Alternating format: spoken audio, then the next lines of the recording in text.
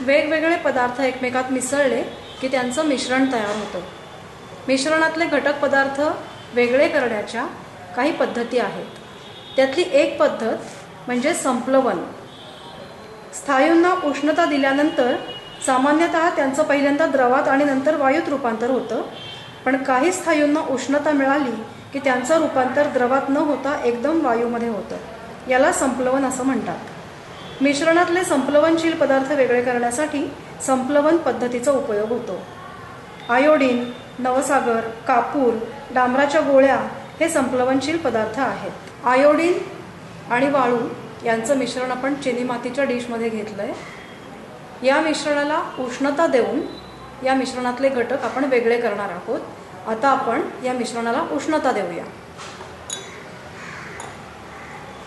Iodine हा संप्लवनशील पदार्थ आहे। त्याला उष्णता दिल्यानंतर त्याचं द्रवात रूपांतर न होता वायू अवस्थेत रूपांतर होईल।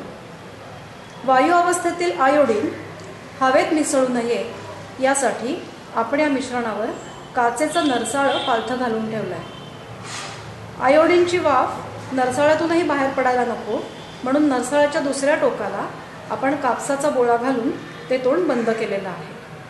आता थोड्याच वेळात आयोडीनच्या स्फटिकांची वाफ होताना आपल्याला दिसेल।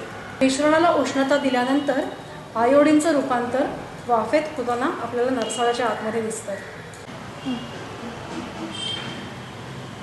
आयोडीन आणि वाळूचं मिश्रण थोडं गार झाल्याच्या नंतर